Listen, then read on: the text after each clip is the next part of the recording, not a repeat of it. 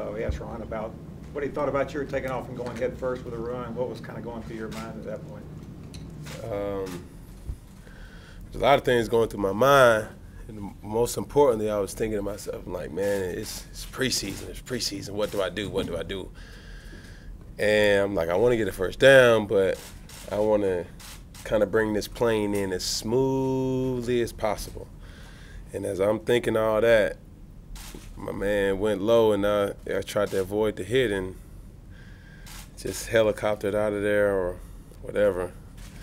And the helmet came down on my eye. So I'm not feeling the best right now. You talked about wanting to make a smooth landing, I guess. How would you describe the landing? It could have been better. It was a lot going on. It was a lot of malfunctionings going on from the cockpit. Buttons was getting stuck. Oh my goodness, it was bad. It was real bad. But just all in all, man, the offense, really played well. We just got to find ways to punch it in. Getting points is good, but getting touchdowns is better. The inopportune, penalty right there from the false start, just a lack of I want to say focus and obviously understanding the time and the place. A young guy and Ian, who's busting his tail each and every day, and we went through it through practice. But he'll get better. We will get better as an offense, and knowing that we had a lot of opportunities out there that we could have got touchdowns, and we just got to execute better. When you were in the 10th, did you know you were fine at that point? I'm still fine. It's just my eye hurts, if you can't tell. But it wasn't no swelling by that time on the field, and I just kept telling him my eye hurt, my eye hurt. It's as if somebody poked me in my eye, but the helmet just came down, and just didn't feel good. Two series later, it seemed like one of the drives you guys had, you sidestepped the rush a couple times and got the ball off to a couple of Ruggierius one time, and I forgot the other one. Is that more the thing you would like to do, or Nor would like to see you do, than taking off and playing airplane out there? Just moving the football. I don't think nobody's complaining about that. Whether it's me running, throwing, blocking, catching, whatever. My job as a quarterback is to move the football downfield, and however it comes, I'm a fan of it. Was it nice to get some live action at a 2-minute drill at the end of the half? It really is, and for us to get a kind of a questionable call there at the end, but not only that, us respond and still get lined up and be able to have 1 second left on the clock, because I'm not sure what happened.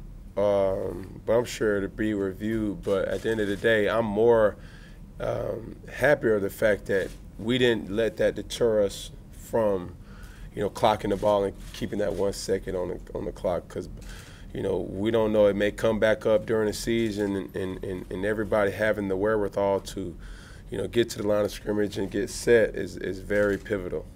Cam, you ended up, if you don't play next week, completing 68% of your passes, I think, in the preseason. Is that a figure that would make you happy in the regular season? Is it sustainable, I guess I'm asking? I just want to win. That's it. That's all I want to do. I just want to win. I want to put myself in the best position to make sure I'm my best self to accommodate this team and winning a lot of football games. It's like you got a pretty big shiner there. Is that have you ever had one like that before? Yeah. Back in middle school, I had one of these, but you should have seen the other person what they had. This season, but no, man. I feel it. I feel it growing too. It's like the pressure of my eye. I'm the unincorporated assigned coach for swag on the Carolina Panthers. I'm still looking to find a person to send these invoices to, because I feel like I'm responsible for a lot of people up in their swag, which leads into better gameplay, but that's a different story. but then I'm not used to seeing myself feel like this, you know. So it's getting to me, but what to do, you know? I was just gonna find a lot of ice on this off day and soak in it. Why was it so important to you to come back in? You only missed 4 plays, I think. Why not take a little more time off? No, man. No. I only know how to play this game one way. And a lot of times it becomes my curse, but in more ways it's my gift. So, you know, like I say, if this was a regular season game, I kind of question that happening to me because I was really thinking like, man, it's preseason. I don't want. It's, you know, I always tease folks with it with the analogy of playing too nice. I was nice that time, you know. So that's over and done with. What did North say to you? Who, Nora? Nora, that's my guy. Like, I don't like. It's funny because you guys is kind of type of who Norv is kind of how I thought Norv would be.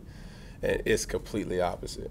Like Norv is very mild-mannered jokester that I wasn't expecting, but you know, he comes to the side. No, his son comes and said, you know, he said a couple of explicits, but you know, kind of joking about my eye. And I was like, oh my God, I know I look ugly, but you know, that's just how this locker room is, man, and we respond to it, and I really appreciate him. And it starts with Norv as the coordinator, but it trickling on down. You know, we get a lot of work done, and he's on everybody, you know, to play extremely fast, play physical, and not only that, you know, have fun doing it. So, you know, with that mentality, you know, you can't lose, and we want to do right by that, and have the professional approach each and every day. Have you upped Norv's swag game?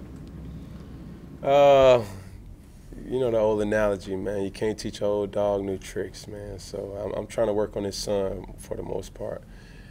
He got a shipment coming in next week, so hopefully that'll help big time.